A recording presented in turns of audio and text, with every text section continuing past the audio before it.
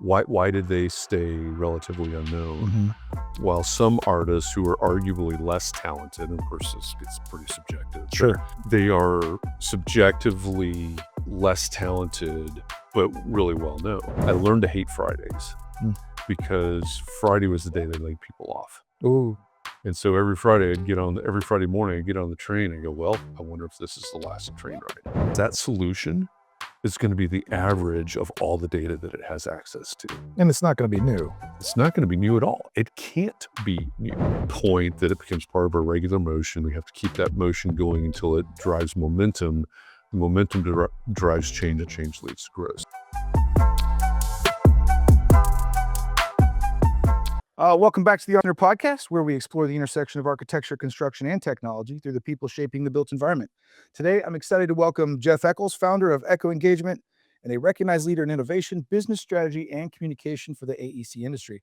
We'll explore how firms can embrace change, tell better stories, and build stronger businesses in an increasingly competitive profession. Real quick, thanks to our sponsor, Map Solutions, providing nationwide LiDAR services because every great project starts with understanding what you have to work with. Jeff, thank you so much for being on the podcast, man. Thanks for having me, Matt. Yeah. This is fun. We've known each other for quite a while. We have, yeah. And I've been paying attention to what you've been doing with the podcast. I was super impressed. Back in May, I guess it was, we were at the track, and you had the book basically Yeah. of the podcast interviews. That was really cool. Annual. Yeah, I was kind of proud. Did you take one with you? Yeah. Cool. Because I have extras. happy to hand those out. You began your career on the design side of architecture, and we talked a little bit about that when you showed up, how you're from Chicago and how you got your first job here. Yeah. Before becoming one of the most recognizable voices focused on marketing, communication, and relationship building within the AEC industry. A lot of architects quietly struggle with the idea that business development somehow makes their work less pure. Okay.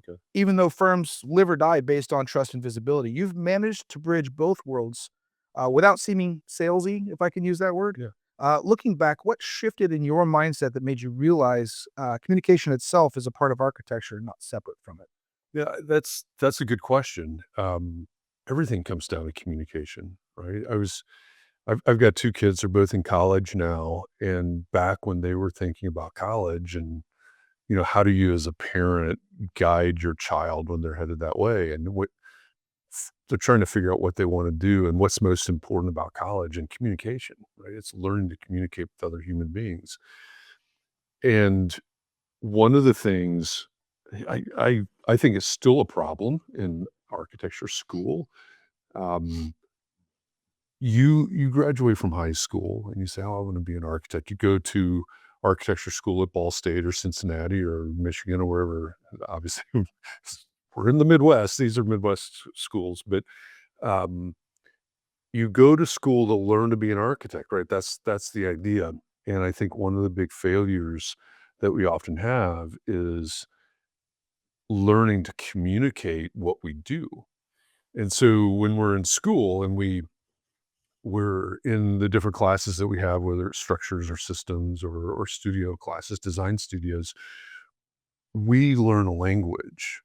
We learn how to speak like architects, and we use words like load and fenestration, which I haven't heard an architect use fenestration in a long time, but the lingo of architecture as we communicate with our colleagues in school and our professors and the people that come in for guest crits and things like that. And then we go to work in an architecture firm, and that lingo keeps going, right? We take that language with us, and the problem is that the vast majority of clients out there don't speak that language. They don't speak that lingo. Certainly. And that's problematic, right? If you can't clearly communicate to your client, wherever you are, if it's a proposal or if it's you're presenting the design concept or you're in front of the city county council or wherever it is, if you can't speak in a way that can clearly communicate with your clients, the public, the users, whoever it is that we need to communicate with, we've got a problem. So the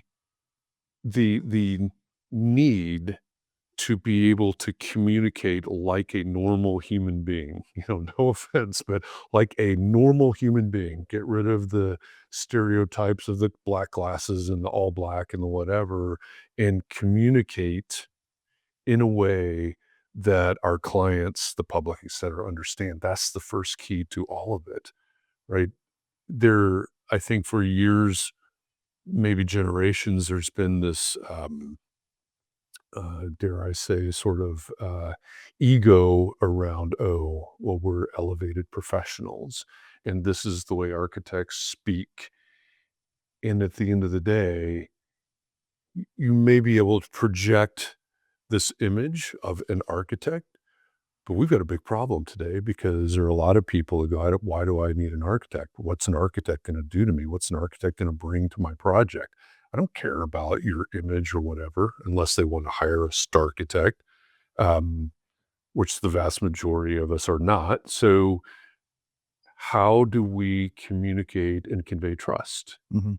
How do we explain an idea or explain a process where a client goes, yes, that's going to make my life easier. That's going to make my life better. That's going to make it better for the users of my facility or my family if you're designing my home or something like that, versus this stilted, lingo-driven language that they don't understand and therefore are not likely to trust.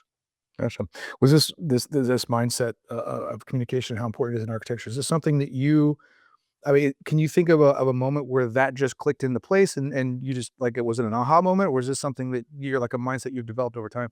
It's probably been an evolution over time.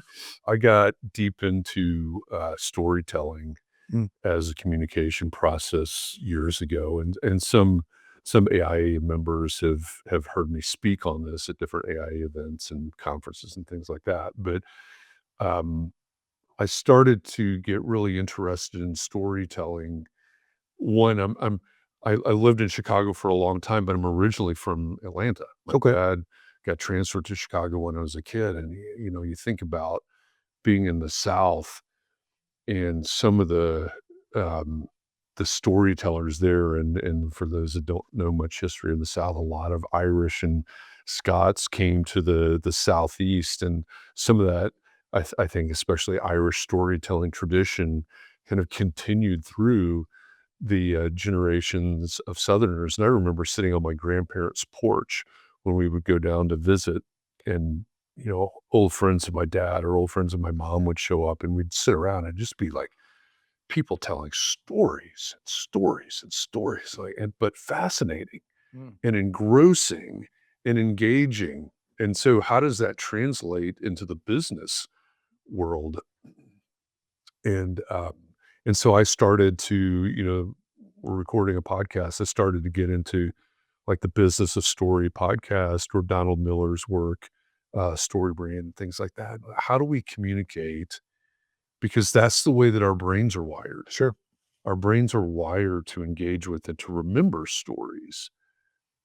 And at the same time, if we go back to the architectural lingo or some language that somebody doesn't understand, they're not going to remember it. So I started to get fascinated with this, especially back in my working in architecture firm days, when a client, a prospective client comes in and wants to talk to us about designing their home or their office or whatever it is. And we know that they're going to be talking to two or three other architects. My main goal is, how do I remain top of mind? Right. How am I the one that once they've gone through all these interviews, two or three different architects, and they start to go, oh, wow, they all started to sound the same, or they all look the same, or, I picked these three because their styles are similar, but I forget which one is which. My question is, how do we remain memorable? How Right. do we Stand out. stand Yeah. out? Because I want them to remember me and go, okay, I think this is the one I want to hire. Right. And none of that has changed. But I think it's been an evolution of understanding one. I still every once in a while somebody asks me to do this talk that I used to do called Commodity Is as Commodity Does. I got deep into the brain science of the neuroscience of communication. I still have it, sits on my shelf in my office, but I have a medical model of the human brain. I pull it apart. This is how the storytelling engages with your brain. I think that's super important. Not necessarily that we understand all of the neuroscience, but that we lean into that level of connection and communication. Mhm. Because at the end of the day, if they don't remember us, they're not hiring us. Fair enough. Um, so going from like the storytelling background from Atlanta, uh, to basically making an entire career about, I'm sure that's a whole other story. Remind me to have that conversation with you sometime. Yeah. Architects spend years learning detailing theory and software, but very little time learning how to explain value to normal human beings, laymen, who don't speak fluent architect, just like you mentioned. Yeah. You've spent years helping firms tell better stories and build stronger relationships. In your opinion, and that's what I'm most interested in, what is the single most underrated skill young architects should develop if they want to have a long-term influence in this industry? Well, obviously the communication piece of it is vitally important, because if you can't develop that skill going back to kids headed to college, no matter what they choose, if they want to be a vet or an accountant or whatever, if they can't communicate, they're not going to have much of a career, a very successful career. So we have to that's the table stakes. We have to learn to communicate really, really well. And we see that all the time. It's like, well, how did this person grow to prominence or something? And a lot of it is their ability to communicate, as well as other factors. But I think, there was a word in that question that's also maybe one of the most important for the future of the profession is value. Mhm. We can, in this profession, we can uh, come up with some idea of a value. The value of what we do is this. The value of hiring an architect. And back when I was doing a lot of marketing, business development coaching, and helping people design websites and their messaging and interview messaging and things like that, the value of hiring an architect comes up over and over and over. What's the value? Why should people hire an architect? The problem is we can say this, we can say whatever that is, we can give whatever answer we want to give. And if a client doesn't agree, our answer doesn't matter. Sure. Right. So the value proposition is in the eye of the client, it's in the eye of the beholder, right? The client's the beholder. So how do you communicate the value? And that value has to be based on, in my opinion, it has to be based on, how do I make this client's life better? Mhm. Period. That's it. If they if we're designing homes, how does my work, the design of this home, make that client's life, their family's life better? If we're designing businesses, how does our design of this office building or this office space or whatever it is make the life of this business owner, the employees, how does it make their life better? And maybe put life in quotation marks, but I don't think so. I think it comes down to, what is the impact? Right? A lot of us look at design and go, oh, well, I remember giving a talk in Toledo and kind of railing on firms that say the thing that differentiates us is the quality of our design. And I think that's total BS. I think you can be a great designer, you can be a subjectively mediocre designer or whatever. Are your clients choosing you because of your design? Maybe, if you're Calatrava or ZHA or some other Starchitect firm, big. Um, Are they coming to you for the quality of your design? Maybe. For 99% of the firms, that's not the number one factor. Oh, do I like their style? Are they really well versed in designing um, hotel interiors? Whatever the context is, right? But are we concentrating on the impact of what we're designing? Because that's it, right? You design a house and it's this jewel box of a house, fantastic. If that's what somebody wants as a museum piece, okay. But in reality, if they want some place that lives really well, that connects them to nature, that allows them to entertain the way they love to entertain, whatever it is. What's the impact of that design? And I think we lose that. I don't think we learn enough about that in school, maybe. But I think what we what we're often missing is the deep connection to what is the impact of my work? Mhm. What does it do for the people that have hired me? What does it do for the users of that building? How does Like it make their life holistically. better? Yeah, holistically, definitely, and then realistically, right? Is this a place that makes it easier to sell my product? Mhm. Is it a place? If you design retail spaces, what one of the things we can get into is, well, and we were talking about this, my internship, we're cranking out tenant development or tenant improvement projects. Well, they've got this budget and they've got to stick within this, and that's what they care about. Yes, they care about that. But ultimately, if the design that you've created, if in that scenario, if you actually have the flexibility to design something, does that store design, does that experience help them to sell? If it doesn't, it hasn't improved them in any way. It's new, it's whatever. If it helps them to sell, now we're actually moving down this road towards uncommon value, towards the real value. And I think as young people, whether you're thinking about your value as an employee, which is an important consideration as well, but the value that you're creating for your clients is paramount. Because if you're not creating value, you're not in business for long. That's fair. That's very fair. Um, Speaking of, there are incredibly talented firms that nobody outside their immediate network has heard of, while other firms with arguably weaker work seem to dominate attention and win opportunities. You've had a front row seat to how firms position themselves in the marketplace.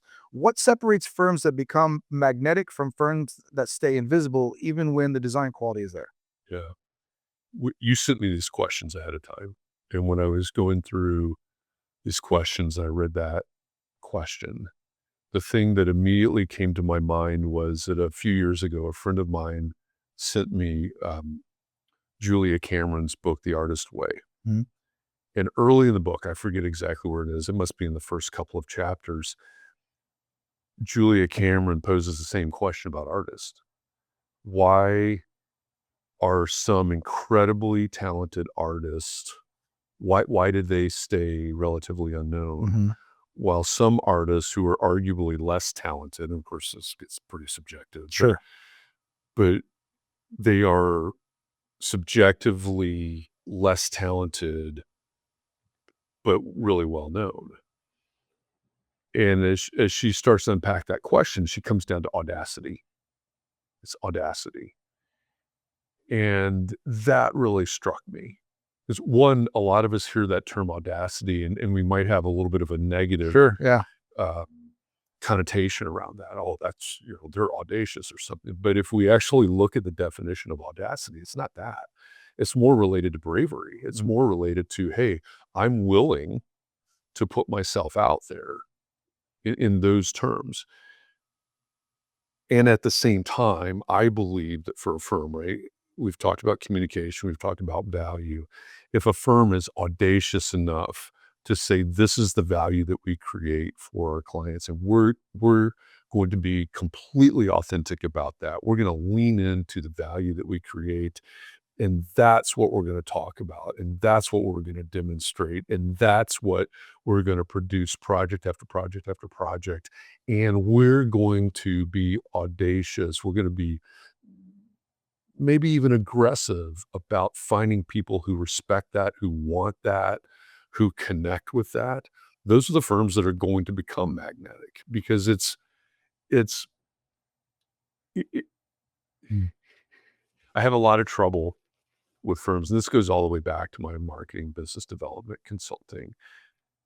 Firms that say that say or even pride themselves on being generalists. What does that mean?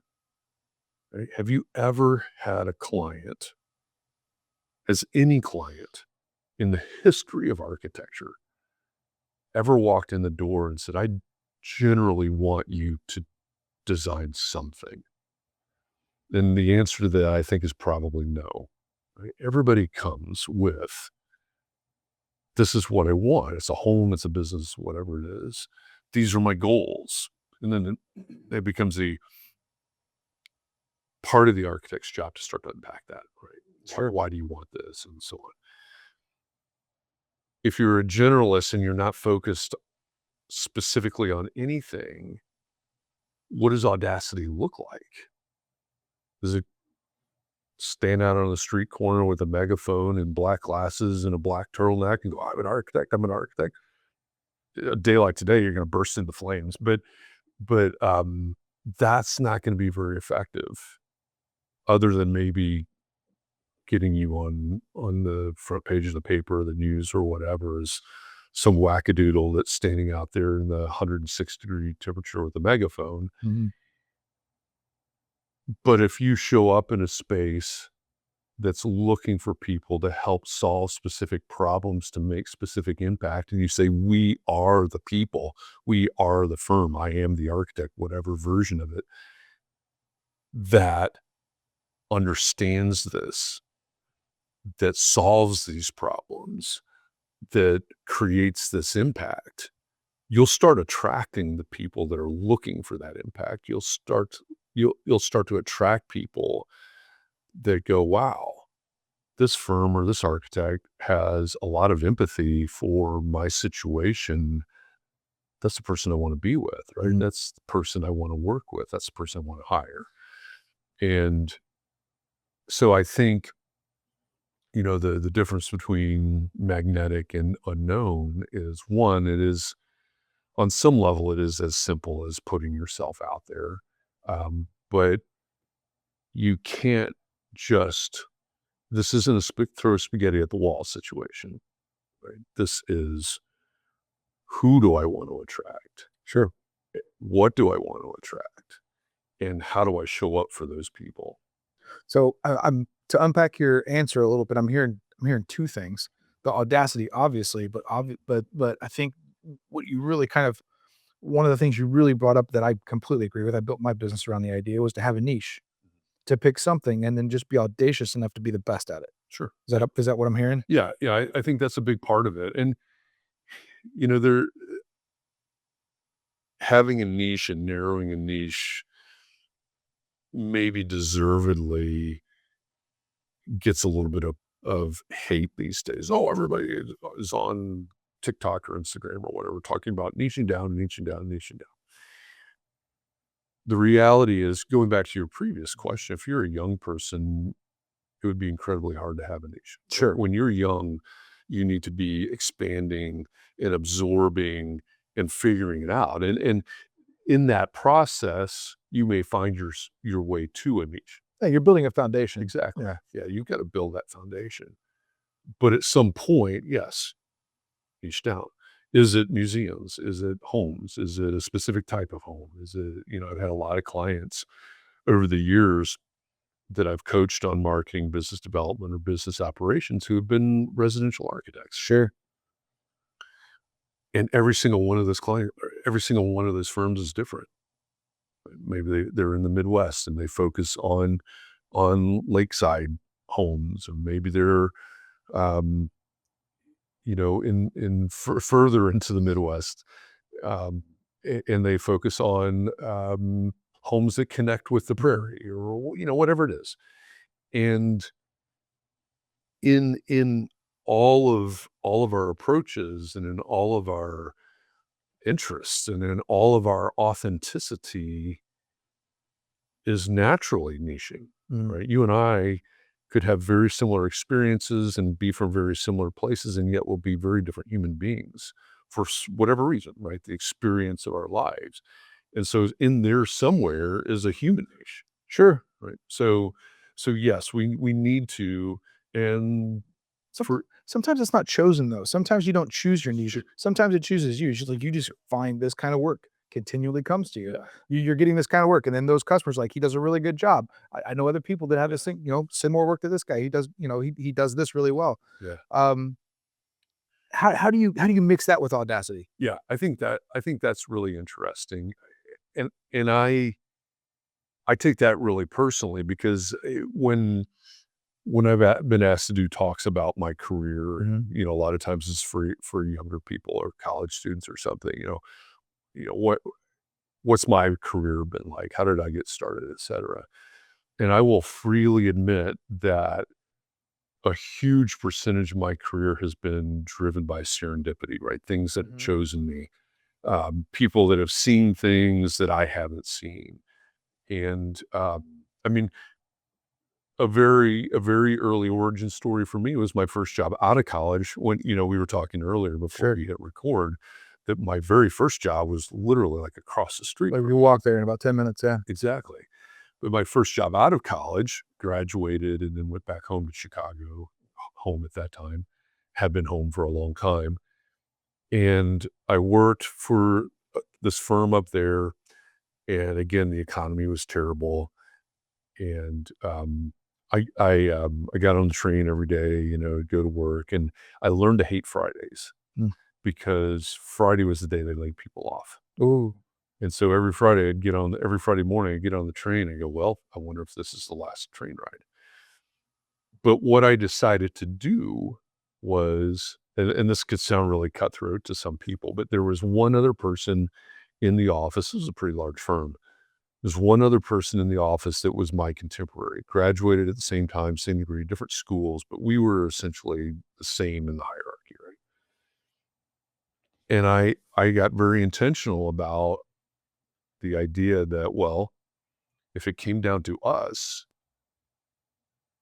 I want them to be the person that's laid off, not me. So how do I do that? And so I would go in on Saturdays and I'd learn this, and I was always trying to figure out, what more can I do? What more can I learn? What more value can I bring? Exactly. And ultimately, neither one of us got laid off. So that's a good ending to that story, because I didn't want them to get laid off. I just didn't want to be the one. Right. And whether or not that was the reason, the value thing, that's still, Yeah, a good thing to do. exactly. And it's always a good thing to do. And what eventually happened was people started to come to me and say, "Hey, I noticed you're really good with the graphics. Go help the marketing team with this thing they've got to get done. Oh, I see that you're really good with writing and communicating. Go help the business development team with this deadline that they've got for Friday." And that opened the door to me to this thing that we never learned in school, this thing called the business of architecture. And while I still worked on architecture, I still drafted and eventually built BIM models and managed projects and things like that. I kept working more and more towards the side of the business of architecture, marketing, business development, operations, now innovation. And and so the serendipity along the way has guided me in directions that I didn't see coming. It's important for us to understand that just because we can do something, it doesn't mean that we should do something. Sure. So we have to get really intentional about, I don't know, reading the tea leaves or whatever, and go, okay, well, this was an opportunity that came my way. Do I accept it or do I not accept it? Does this excite me? Does this energize me? And I think that's a really good sort of gut check guide for us.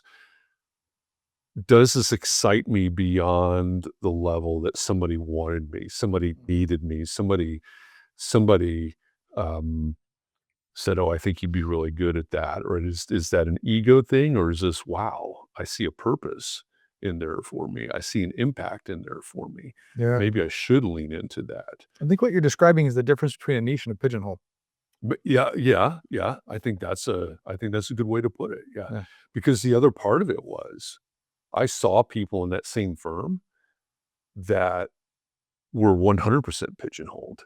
I looked at them, they're several years beyond me at that point, and I looked at them and what they did and, the opportunities that they had, and I went, "I don't wanna do that," right? Yeah. They're pigeonholed. That was the term I actually used. I'm glad you brought that up, is they're pigeonholed. And I also looked at them, and I've always been very strategic for whatever reason. And I looked at them and I went, if I allow myself to be pigeonholed, at what point do you pass that point of no return? Mm. At what point are you not able to dig out of that pigeonhole anymore? Because I saw people, I'm like, I don't think he's happy doing what he's doing. And he's been doing that for 5, 6 years now. Where's that line? Yeah. And if I go down that road right now to save myself maybe from being laid off, and this is for those that want a little timeline context, this would have been the early 90s. If I go down that road now to save myself from being laid off, at what point do I pass that line or pass that tipping point where I look up 10 years later and go, like a Talking Heads song, how did I get here? It's hard to pass up the safe money sometimes. I get it. It is, yeah. I feel like this is a topic you and I could do an entire podcast around. I mean, Should. we're obviously very passionate about it. Yeah. But yeah, to change the subject a little bit, because like I said, we could get stuck on this forever. A decade ago, many architect firms treated podcasts, video, and personal branding like fluff. Now the industry is slowly realizing that trust is increasingly built online before anyone ever even shakes hands. Through Build Smart and your broader work, you were fairly early to this shift. I remember you telling me you were doing podcasts back when people were like, "What the heck's a podcast?" Yeah. Where do you think thought leadership in AEC is heading next, and what are firms still getting completely wrong about it? Yeah. I think the holy grail, whether we're talking about podcasts or social media or blog posts or Substack or whatever media you want to produce, the holy grail is for someone to walk through your door, literally or figuratively, and say, I feel like I already know you. Oh, sure, yeah. So if you're putting out a podcast or a live stream or any of these types of media that are available to us today, and relatively low bars to entry, if you're putting something out, first of all, what's the goal, right? Is it to generate more business? Is it to attract employees? There could be different goals in what you're producing. It can be fluff. There's plenty of fluff out there. For sure. If you want it to be effective, if you want it to work towards a goal, what's the goal? And how do you get someone, employee, if you're trying to attract employees or clients, to say, I feel like I already know you. I think it's easy to gloss over that too, but the reality is, reframe that slightly. If someone walks through your door and they say, I feel like I already know you, reframe that and say, they walk through the door and they said, I feel like I already know you, and I came anyway. Nice. Because they can Google, they can use AI, they can go to Instagram or TikTok or LinkedIn or Substack or wherever, and they can find dozens and dozens, if not hundreds of other options. Sure. And they're consuming this reel or reading that article or listening to that episode or whatever it is, and they could say, okay, I see that, I hear that. I won't name any names, but there are plenty of firms that are putting out thought leadership content, which I think is very valuable. It's very good. I think it's a very good effort. They're putting it out, and they are arguably leaders in the space. And most of, well, I guess by definition, thought leadership needs to be pretty niche, right? It's your expertise on whatever. And somebody, a prospective client, may consume that and go, okay, this I see, they know what they're talking about. I'm learning a lot. And we know that one of the things that happens sometimes is they take that article from firm ABC and they take it to a different architect. Say, I just read this. What do you think about that? Right. And so I feel like I already know them and I didn't choose them. Mhm. Right. That's a reality that happens. So So how do we get audacious enough to put ourselves out there and start a podcast? Display our personality, display our thought leadership, and focus on the things that matter to the people that we're trying to attract. Sure. Again, whatever the goal is, employees or clients or whoever. Put all of that out there on display and say, this is who we are. This is what we know. This is what we do. This is how we create. This is how we generate impact and see who shows up. I would not put any effort into creating fluff.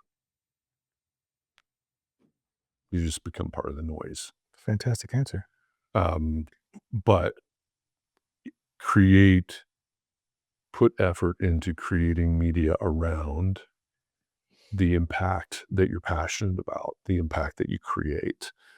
And we obviously that's another deep dive is strategy behind these things. Yeah. But It goes back to providing value. yeah, absolutely. It's and I mentioned Donald Miller earlier. Building a story brand, business made simple. One of the things, if you Google Donald Miller and you find his story structure, and he's one of those early people that I was listening to in terms of storytelling. He's got a worksheet on story structure, and it starts with the fact that you're the guide, you're not the hero. Your client, in this case, I guess, would be the hero of the story, and they're looking for a guide. So if your client is the hero that's on a quest and you're their guide, they're looking for a guide, but there's a really specific formula there. And there might be some discrepancy in the percentages, but they're looking for a guide who's basically 70 or 80% empathy and what's the math, 20 or 30% authority. Mm. They assume that you have the authority. You're putting out content about your thought leadership, et cetera, and they need to feel like, oh, this person understands me. I could sit in a room and talk with a person. I feel like I already know them, right? That's where that comes in there. This is someone that's going to sit and listen and understand and then apply this knowledge that they have, this experience that they've earned over however many years or whatever, right? So we often lean way too heavy into the authority and not enough into the empathy side of that. That makes sense. Very cool. One of the more interesting evolutions in the AEC industry right now is the realization that many firms want innovation, but don't necessarily have the internal structure, the leadership bandwidth, or technical fluency to drive it consistently. Your role as a fractional chief innovation officer, first time I've ever heard that. It's pretty cool. I like it. It's very fascinating because it sits right at the intersection of strategy, technology, culture, and business development. Uh, you're effectively helping firms modernize without losing their identity. What patterns are you seeing inside architecture firms right now when it comes to innovation, and what separates the firms that successfully adapt from the firms that stall out and resist change? Yeah, that's I I I don't know that I ever would have imagined being where I am today, right? Mainly where I get paid now, although I am working on other things. My I guess the big picture of how and why I get paid is helping people develop mindsets for growth. If we put that in a big vague bubble. On the fractional chief innovation officer role, it's exactly what you said, and it's to me, it's the intersection between humans and technology. Not that long ago, I was working for a venture capital firm.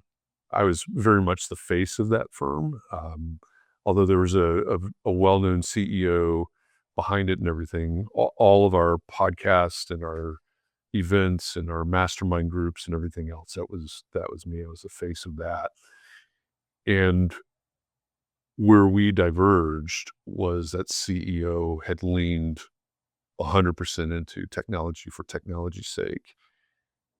While at the same time, I understood that the reality on the street and the people that I was working with and talking to were saying, technology is great, but what about our humans?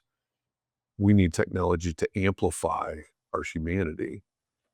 And so when we parted ways, I leaned even heavier into that, and that's led to where we are now. And it really starts with a lot of firms. It really starts with a realization or a curiosity. Mm. Hey, AI. We can't talk about this without talking about AI. Is AI going to replace architects? What's AI going to do to our business model? AI. And then the existential issues of data centers, and in some ways AI is ruining everything kind of thought process. So my role in this space is really coming in and helping firms understand, yes, you need to modernize. Yes, you need to adopt some of these technologies.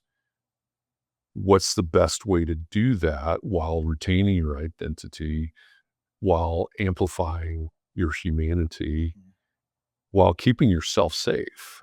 For what right now is my largest client, I just finished, uh, and I think it was published this week. I just finished their software and AI policy, which is something for all of your listeners. If you do not have an AI policy or a software and AI policy, you need to have one today, period. In the story, because there are huge questions about that, right? How do you use it? What's happening to the data? What about your client's data? What about your proprietary data? These are big questions that need to be put into a policy. Also another podcast. But part of that policy, which is necessary for anybody, I think in any space, but especially this space, is what is the role of the human?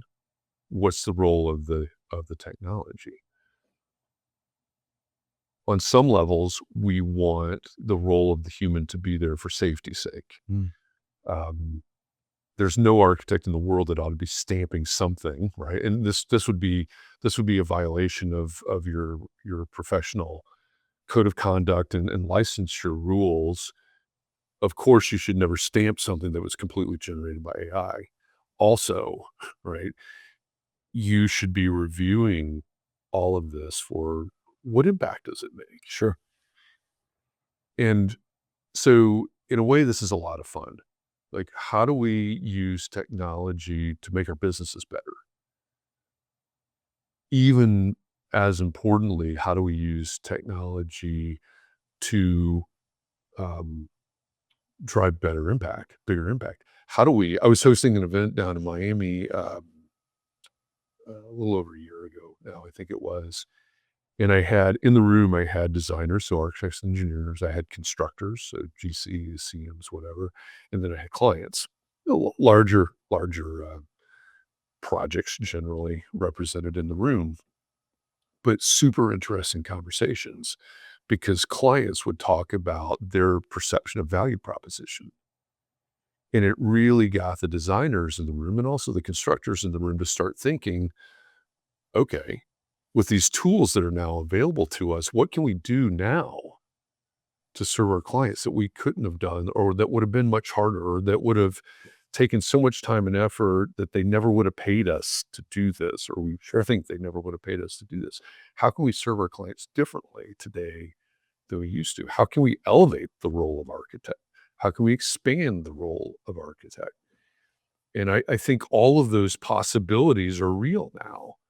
And so that's part of what makes makes my work fun, is coming in and saying, okay, who are you? What do you do? How do we amplify that? Sure. How do we use technology to amplify that? Because at the end of the day, you're not going to get away from it. Yeah, it's not going away. No, it's not. Um, I I started and used to run mastermind groups for heads of innovation across North America and Europe, and essentially large architecture, engineering, construction firms. And in one of our sessions, somebody said, "Hey, we've got these clients that are asking us to document everywhere that we're using AI, how we're using AI, where's the data, what's happening to the data, et cetera. And some of that's very legitimate and necessary questions. But this is the head of innovation for a large engineering firm. It said, "Can I just take a Post-it note and write everywhere and hand it back to them? Because it's even in my Amazon cart or my Audible account." Yeah, it's fair. Like, how far do you want to dig down? Yeah, exactly. It's what drives the algorithms on all the social media. It's what's embedded into our audio editing software. It's everywhere. So the answer is everywhere. Mhm. How are we using that to make greater impact is the question. And what one mistake I see a lot, or maybe the most common mistake, is firms thinking about the technology and saying, how do we get more efficient? How do we get faster? How do we streamline this process? All good questions. Also commodity plays, right? Because you can have the same software that I can have. There's no advantage. Eventually, there's no advantage to me using AI, let's just say, to streamline, to automate, to whatever, because eventually everybody has the same opportunity. Sure. The question becomes, how do I use this technology to create new value propositions? And that's where a lot of firms are missing out. And I one common thing that I do is launch in-house incubators for firms. Okay, we've got creative people with great ideas. How do we turn this into something? How do we leverage this into something new, something valuable? And so that to me is a lot of fun. Because That's a really interesting, and that's, to me, sounds like a really fun way to provide value to somebody. that's To reiterate some of what you said, AI beginning to disrupt the AEC world, visualization, documentation, marketing, client communication, even. Yep. Some people are excited, others are terrified. As you said, a lot of firms are pretending it isn't happening. Um, I'm not going to name names, but I spoke to a client recently who hides when they're using ChatGPT because they have other people in the office who are so anti-AI that Mm, every time somebody uses ChatGPT, like, how many water bottles did you just, did you just yeah. use up or something like that? From your perspective, how do you think AI changes the role of architects and industry communicators over the next 5 to 10 years? So we're like looking at the future a little bit, and where do you think human creativity becomes even more important? I think the necessity and the danger is around creative thinking and critical thinking. Um, can can we use AI to communicate? Can I set up a Claude workflow to manage all of my emails? Sure, you could do that today. You could Google that, figure it out, have it installed in 15 minutes, and theoretically, it's responding to all your emails and such. Does anybody want that? Yeah, a lot of people want that. Do I want an email from someone that's obviously AI driven? No, I No. won't read it. Right? I'm already completely overwhelmed in my inbox. So, and this gets back to my approach is, how do we use these tools to amplify the humanity, the intersection of technology um, and humans? Do I use AI to help me write things? Sure. Mm. The first 80% maybe, or less. If it's something like scheduling a meeting, it may be 100%, right? Here's my link, boom, boom, boom, boom, boom, done. All of those automation and functional, those things, they could be nice to haves now. The question about the water bottles is a legitimate question that we don't have an answer for right now. I live in Irvington. There's a huge battle right now because one of the AI data center um, developers is likely to get approval to build a data center right there in this historic neighborhood, literally hundreds of feet from the school. That's problematic, right? There's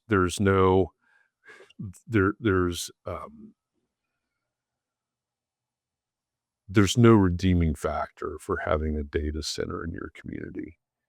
And at the same time, they're not going away. Right. So what's going to need to happen is, and will happen, we need to put more and more restrictions on to drive more and more creativity in data center design and operation to make it more efficient, to use less water, so on and so forth, right?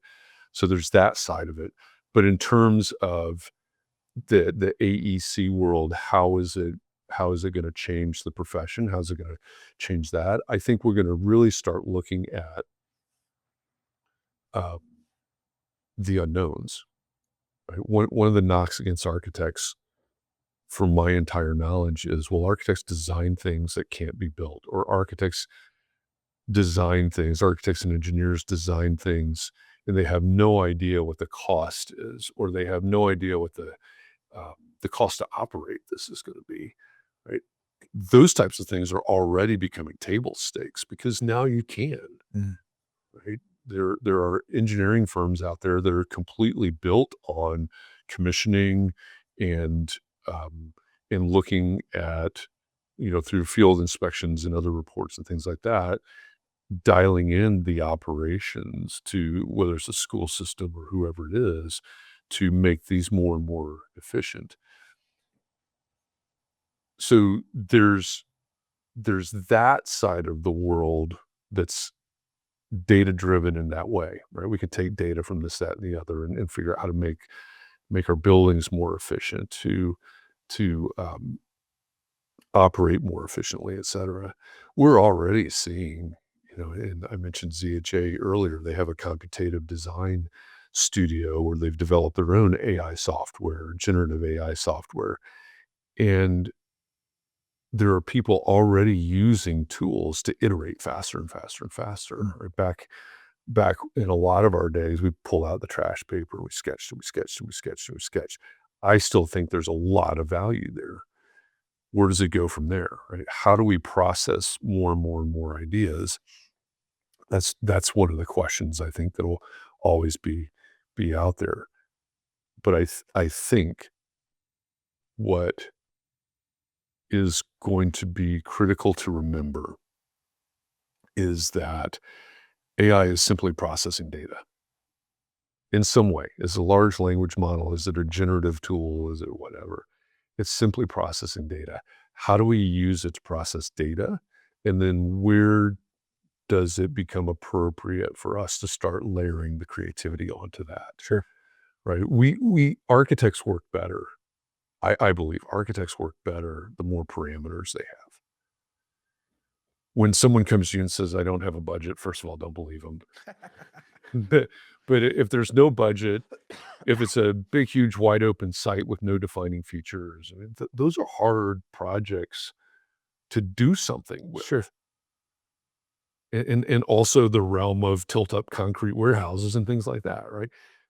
It's when we have a tight site or a view or a budget that limits this, that, or the other, all of these things. So what are the parameters that are put onto the project, and how do we learn more, right? How do we become more informed? What is it that's going to provide the juice for us? Because at the end of the day, generative or not, it's still just data. It's Yeah. crunching data. There was this famous video from, so ZHA is what used to be Zaha Hadid's firm. There's this famous video that they put together. It was AI driven. It was a generative AI video. And it was basically, and they did, when I first saw it, I thought that's a really great way to do that. But they used this style where it looked like someone had done stop action photography on a bunch of sketches. That was my impression. Like, oh wow, that's like hundreds and hundreds of Zaha sketches. Mhm. It wasn't. Right? They had fed all of these Zaha projects into their database. And then they had it just through generative design, they had it process Interesting. just iterations and iterations on buildings. And I don't, I don't remember now if there's a specific program involved or not, but some of these are horizontal and some of them are vertical. And it's morphing, and it's morphing, and it's morphing. It's like it's fascinating to watch. And I'm going, first time I saw it, I'm going, wow, that's a whole lot of Zaha projects. Not a single one was, Mm. but they were all of the style. And so you look at it and go, that's a Zaha. Nope, it's just the language, right? And it's important for us to remember that, right? Whatever we put into it, it's just accumulating and accumulating and linking all of this data. So it's still going to come back to, where do we layer the creativity onto that? How do we get creative about problem Yeah. solving? Because if for anybody out there that says, well, you can have it put together a strategy, or you can have it solve this problem. Yes, and the problem is that solution is gonna be the average of all the data that it has access to. And it's not going to be new. It's not gonna be new at all. It can't be new. It is going to be the average. It's I forget who said this, but I heard somebody describe AI solutions as a, um, a drive towards mediocrity. Hmm. Interesting way to put it. Yeah, and so when you think about, and I play with AI all day, every day. Right? That's a big part of what I do. When I'm writing a strategy or a policy or something like that, I always have to remember that this is simply based on the information that we have. Is that enough? Is that okay? And it may well be, right? If we're developing AI policies, at some point we've got to stop reinventing the wheel, right? If we're doing something, do we need to reinvent the wheel, or do we just need best practices assembled together? If we need something new, then we're going to have to bring our humanity into that. And I think really what's going to define it is the people that are able to balance that the best. What is this tool good for? Because it's no different than CAD. I remember, back in my internship days, we were talking about this. I did a lot of hand drawing while a lot of my classmates were using AutoCAD, and people that were still doing hand drawing are, AutoCAD's going to kill architects. It didn't. And then we went from CAD, AutoCAD, or whatever your product was, to BIM. Oh, BIM's going to kill architects. It didn't. Mm-hmm. Oh, AI is going to. It won't. It's a matter of how do we learn to best leverage these tools and create value and create impact. It's all going to come back to that, and it's all going to be about growth, right? Eventually it all boils down to, do we have a growth mindset? Are we looking at how we leverage these things to grow in the different definitions of what growth means in different contexts? Cool. That's another whole nother podcast. It Subject. is. We're gonna do a whole series.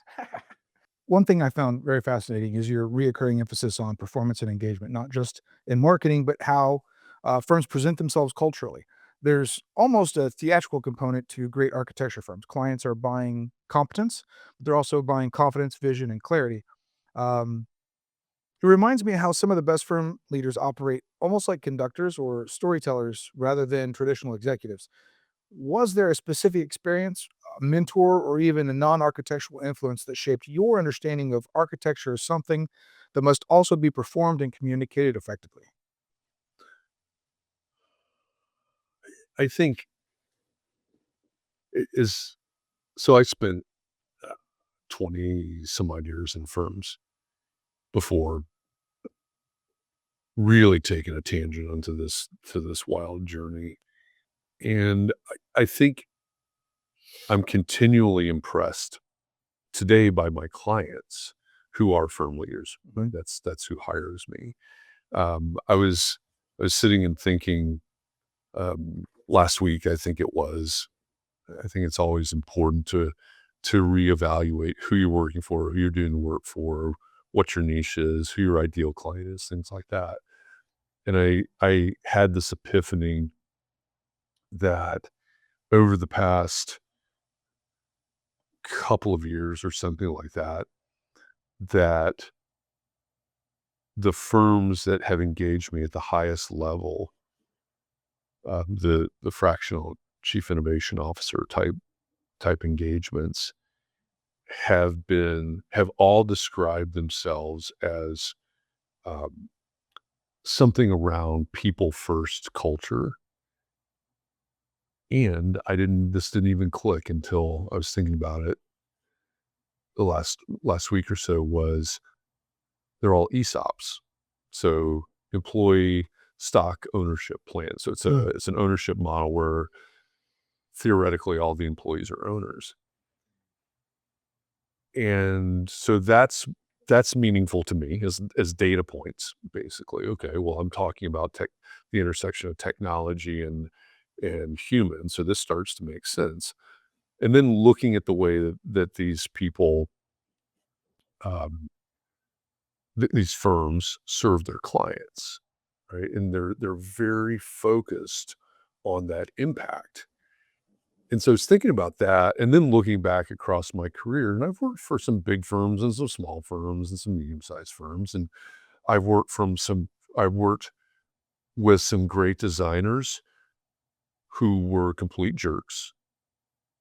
And um, a lot of those projects, in terms of the life and the process of the project, went way south. Mm. Now, the output might have been great, right? The whatever it was we were designing may have been beautiful. It may have been award winning or something like that. But at the end of the day, there were clients who were like, I hated this. I hated this project. I hated dealing with this architect. I hated this process, all of this. And so having a vast experience over the years with different personalities and different approaches, it's the people that have said, and many in the profession don't say this out loud. Um, Maybe they don't even think about it necessarily this way, but architecture is a professional services um, job, right? It's a professional services field. Attorneys, professional services, doctors, professional services, and the commonality there is the services piece of it. I was having this conversation. I host a show every morning for architects, actually, that focuses on the mindsets that are necessary for growth.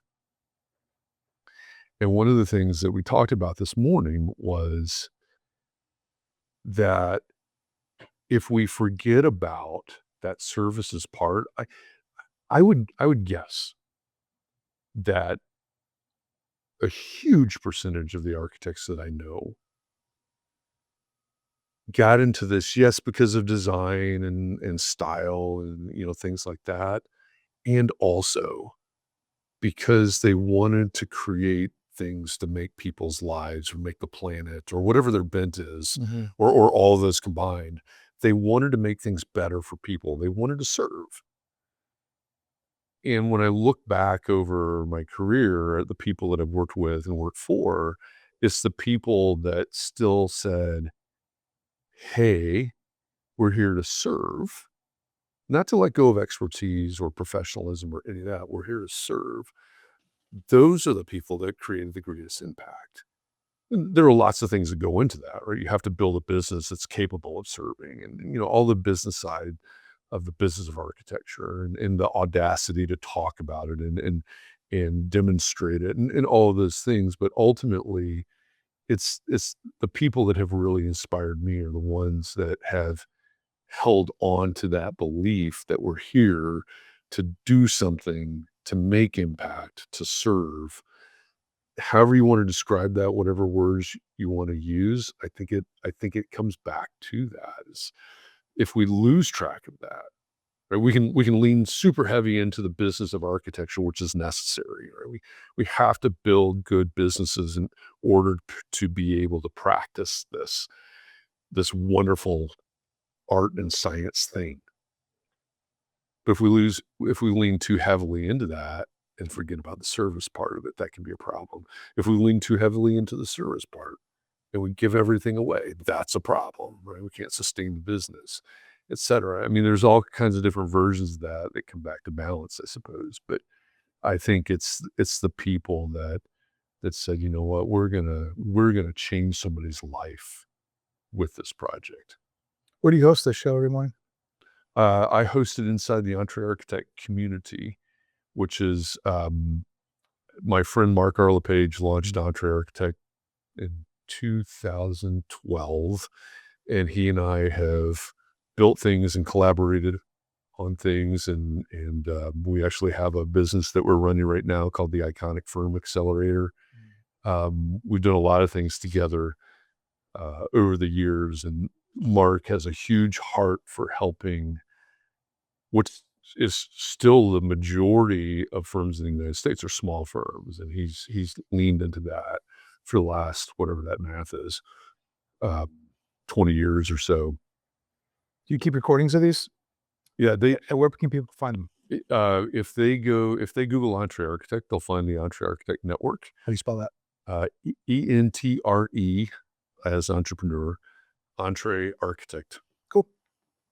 A little bit more about business development. You and I have been around for a while, so we know the value of relationships, especially in this business.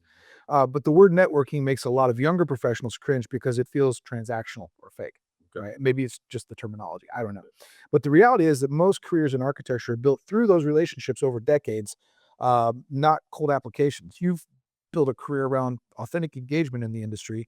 What advice would you give a young architect or an emerging professional who wants to build meaningful industry relationships without feeling like they're constantly self-promoting? Yeah, yeah, that's a great question. There are more experienced architects that also feel the same way. Really? Okay. Yeah, there are plenty of people that if you say, "Oh, you need to network more," like, "Oh, I don't like that." Maybe it's their personality, introvert versus extrovert. "Oh, I don't want to go to a networking event," or it's exactly what you said, right? Feeling salesy? The idea that it's salesy or transactional, and I would say that if you've ever had someone, a boss, that said, "Oh, you need to go to this event and collect 6 business cards," that's where that kind of thinking Yeah. comes from. Now you're making it feel like that. Oh, it's terrible. Yeah. It's ridiculous. Um, go to an event and get curious. Go to an event, whether it's an AI event or a chamber event or your neighborhood, whatever event, or a PTA or anything. Lose the idea of networking event and say, what I need to do is develop relationships. What I need to do is get to know people. Right back to that empathy versus authority. Don't don't walk into a room thinking I'm going to sell people. Yeah. I'm gonna go in there and convince people that I'm the architect to hire. Think through that for a minute, right? If you're a young person or even more experienced person, think through the last time that you were in a room, again, AI or whatever, um, and somebody came up to you, or you went up to somebody. You know, it's the drinks before the talk or the dinner after the talk or whatever. You were talking to someone and they spent the whole time talking about themselves, telling you what they sold and why they sold it. And you know, maybe it's an architect, maybe it's an attorney, maybe you didn't see the sales. You know, they're not selling you a copier or an iPad or whatever, but it's services or something. Think about how that felt. And what happens in reality for most of us is someone comes up and they spend all their time talking about themselves.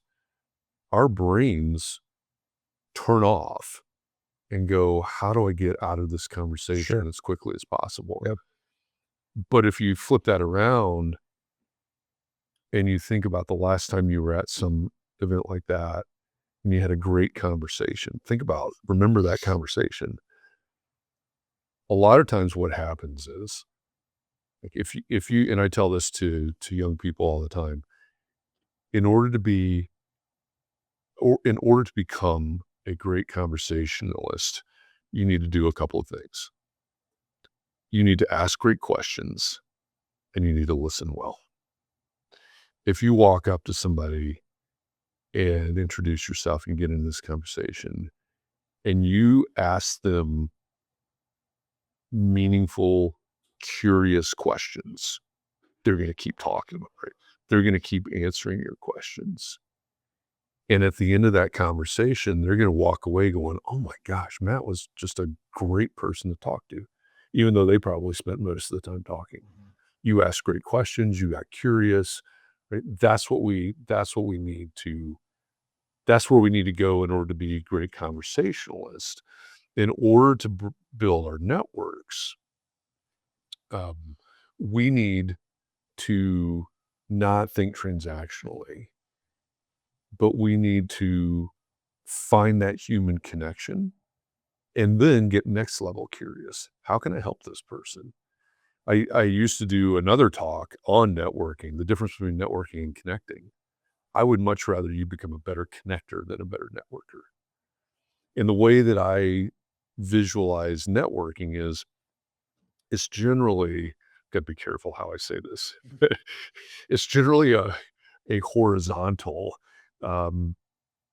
activity, right? If you think about where you go to network, it's generally a room of people that are close to the same level, close to the same age, close to the same role, right? There's nothing much to distinguish people from one another, right? And so we can network with people who are our peers, our contemporaries.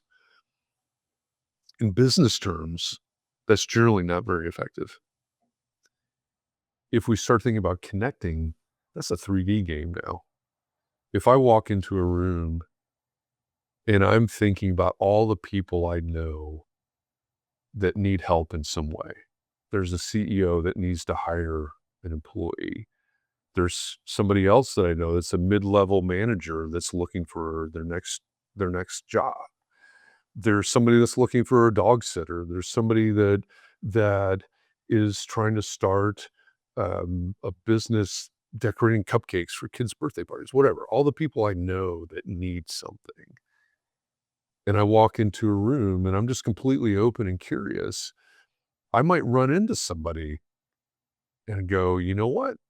I know a CEO that is looking for somebody like you. Or my next door neighbor has twins that have a birthday coming up. They could probably would love to talk to you about cupcakes or whatever. When we start thinking in terms of connecting the dots, then it takes a lot of pressure off. Right? Oh, I don't have to go into this and meet 3 architects or whatever. I don't have to go into this and make 6 sales while I'm here. My my ex brother-in-law is the VP of sales at a logistics company. We used to talk about sales a lot, and that was when I decided I was really not going to be a salesperson because he was talking about he has all these salespeople that have to have I think it was 40 in-person cold calls a week. Oh my goodness. And I was like, no. Sounds exhausting. Sounds extremely exhausting, and depending on the psychology, and depending on where you land, that's a whole lot of no's. It's a whole lot of rejection, right?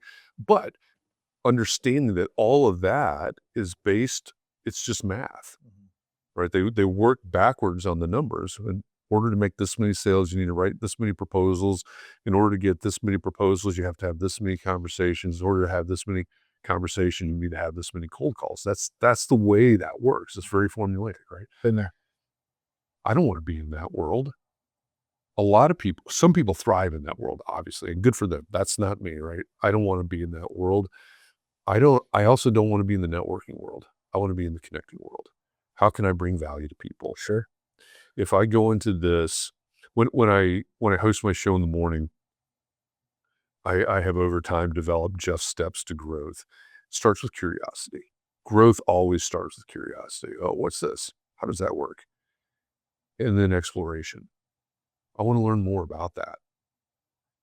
And then I may explore enough that I start to believe that if I started to do that or change that or do less of that or more of that, whatever it is, that would benefit me in some way.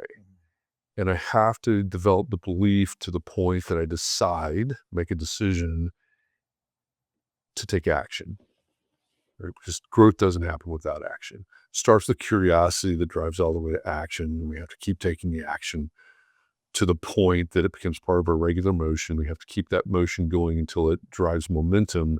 The momentum drives change, and change leads to growth. So it starts with curiosity always.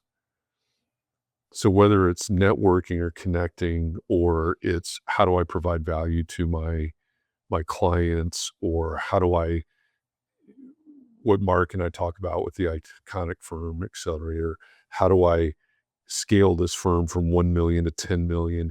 It always starts with curiosity. How do I get curiosity and lean into that? Because that's where the problem solving is going to start. That's where the creativity is going to come from. And if you're a young person that's afraid of networking, just walk in a room and be curious.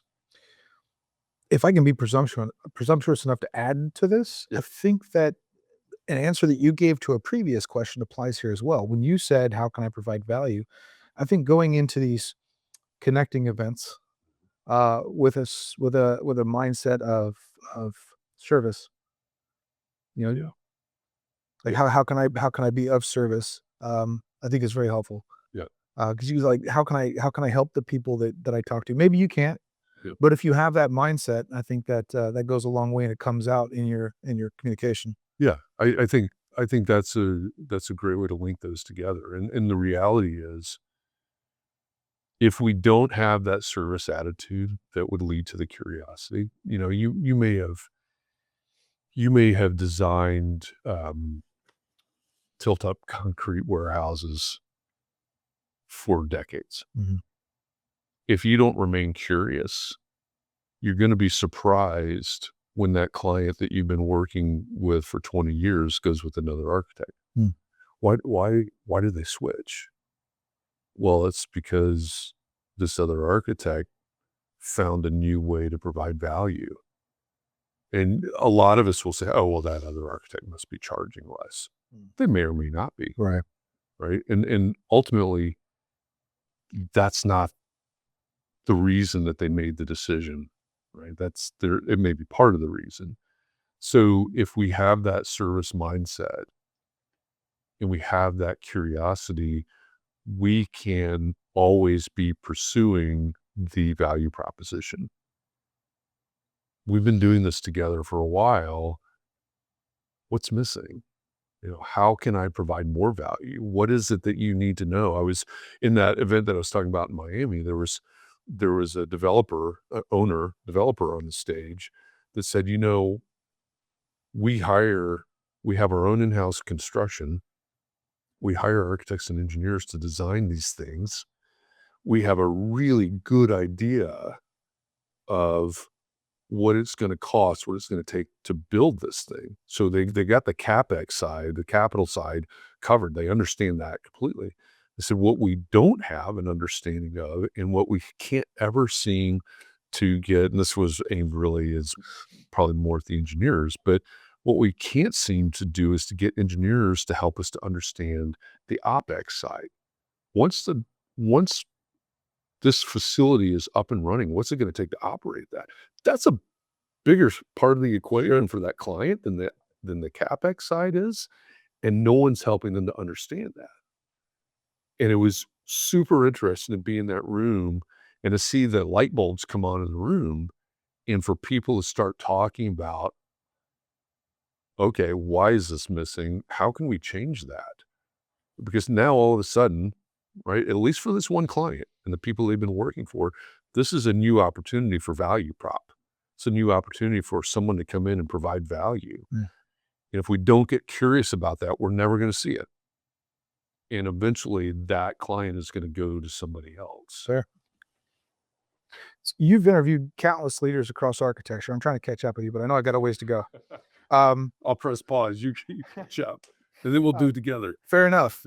You've interviewed countless leaders across architecture, engineering, and construction, which gives you a rare perspective on what actually leaves a lasting mark on the industry. Some people leave behind iconic buildings, others change culture, mentorship, or the way firms think and operate. When your own career is viewed decades from now, what kind of impact do you hope people say Jeff Echols had on the AEC community? It's it's going to come back to growth. I host a show based on growth mindset um, with Mark LePage. He and I are doing the Iconic Firm Accelerator, which is about growing firms. When I teach pro practice, whether to undergrads or graduate students, it's about growing them and mainly their view of the profession, their understanding of the profession, giving them the tools to grow once they get into the profession.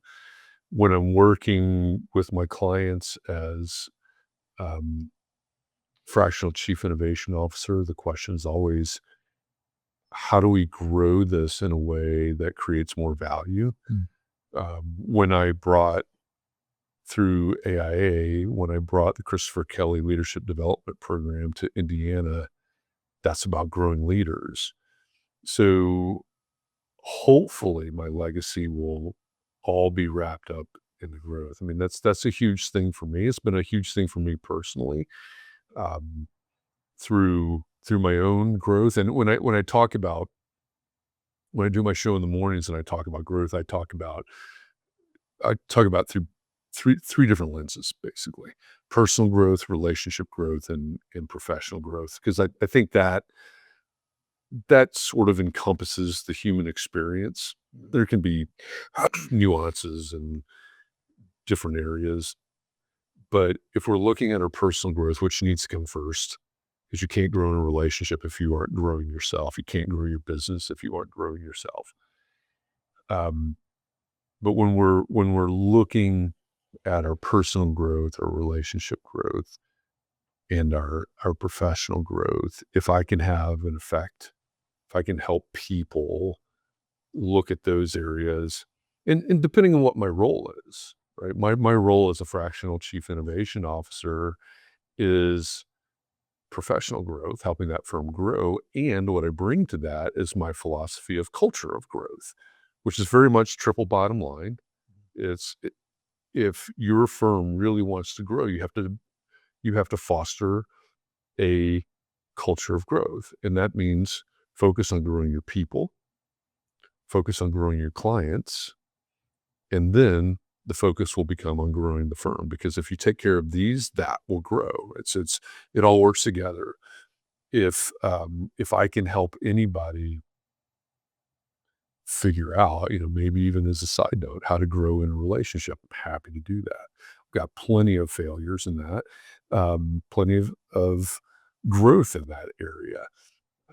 If I can help anybody figure out how to grow on a personal level, because again, it starts there, um, through conversations or shows or whatever, if I can share any philosophies or whatever, that's what I want to do. And, the leadership development program, I've got a very, very backseat to that these days, which was obviously by design.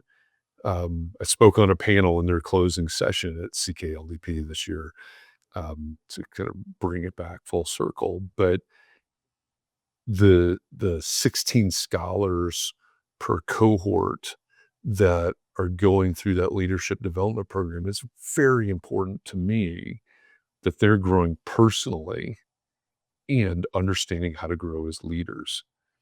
Um, they're not going to grow as leaders if they aren't growing personally through that process as well. So long way around the barn to say growth in whatever aspect it is. We need, as a culture, as a society, as a human race, as professionals, we need to continually adopt a growth mindset.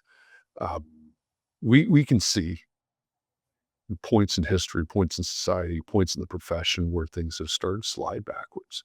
We can see where we have complaints about the profession where, oh, well, this we're losing here, or this isn't working as well. It's because we stopped growing. We let go of that growth mindset. We stopped getting curious. And so if somebody says, oh, that dude was like insanely focused on growth, good. That's what I want. I can certainly tell by your answer that you practice what you preach as far as the service mindset goes. So, Appreciate it. Jeff, thank you so much for your time. Thank you for sharing your insights, your knowledge, your experience. Um, we should definitely do this again sometime. We have apparently a lot of topics in common Yeah. that we're passionate about. But yeah, that's it for today. Thank you so much.